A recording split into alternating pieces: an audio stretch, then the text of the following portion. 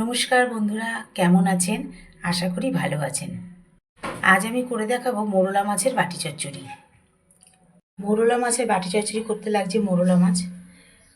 আমি এরকম সাইজের মোরলা মাছ নিয়েছি। মোরলা মাছগুলোকে ভালো করে লবণ হলুদ মাখিয়ে ধুয়ে এরপর রেখে দিয়েছি। আর এখানে টমেটোগুলো দানা ফেলে নিয়েছি। একটু নরম টমেটো হলে ভালো হয়। আর এখানে নিয়েছি কিছু আলু, মোরলা মাছের মধ্যে লম্বা লম্বা করে কেটে নিয়েছি। প্রথমে দিয়ে দেবো লবণ একটু টমেটোর মধ্যেও দেব হলুদ, দেব ধনের গুঁড়ো 1 চামচ, জিরের গুঁড়ো।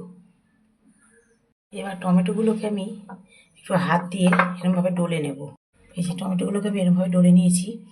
এটা মিক্সার মেশিনে দিলে কিন্তু ভালো হতো না, কারণ মিক্সার মেশিনে দিলে টমেটোর গায়ে খোসাগুলোও পেস্ট হয়ে যেত, সেক্ষেত্রে এটা ভালো লাগতো না। তাই একটু হাত দিয়ে ডলে নিয়েছি। খোসাগুলো যেমন তেমন থেকে যাবে আর টমেটোটা গলে যাবে। এবার দিয়ে দিচ্ছি আদা আর কাঁচা লঙ্কার পেস্ট, আর দেবো সর্ষের তেল কাঁচা।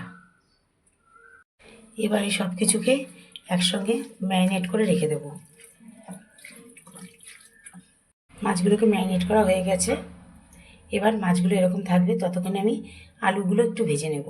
কড়াইতে সর্ষের তেল দিয়ে তেলটা গরম করে নিয়েছি। এবার এর মধ্যে দিয়ে দেবো কালো জিরে। এটা 5 সেকেন্ড মতো ভাজা ভাজা করে দিয়ে দেবো আলুগুলোকে একটু লাল লাল করে ভেজে নেব।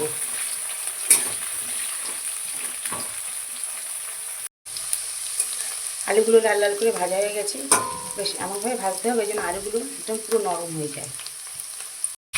ওই আলু ভাজার তেলের মধ্যে দিয়ে দিয়েছি টমেটোটা একটু এখানে কষিয়ে নিতে হবে, না যতক্ষণ না টমেটোটা নরম হচ্ছে। টমেটোটা কষে গেছে, এই অবস্থায় দিয়ে দেবো ওই মেখে রাখা মাছগুলো দিয়ে দিয়েছি। এবার তেলের সাথে মাছগুলোকে একটু মিশিয়ে নেব।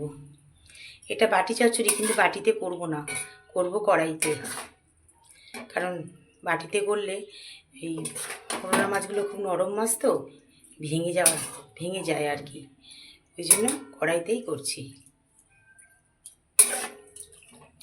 একটু সামান্য কষিয়ে নেব, হয়তো 2-3 সেকেন্ডের মতো। তারপরে অল্প করে জল দেব।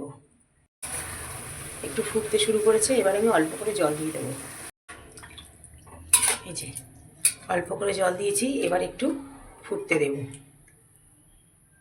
আর একটু ঢাকা দিয়ে দেব। ঝোলটা ফুটে এসেছে, এবার দিয়ে দেবো আলুগুলো দিয়ে দিয়েছি। এবার 2-3 মিনিট রেখে মাছটা নামিয়ে ফেলবো।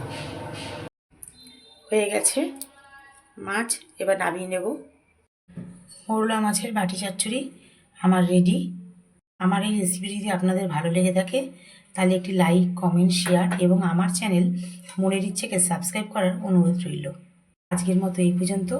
আবার আসবো নতুন কোনো রেসিপি নিয়ে। আপনারা ভালো থাকবেন, সুস্থ থাকবেন।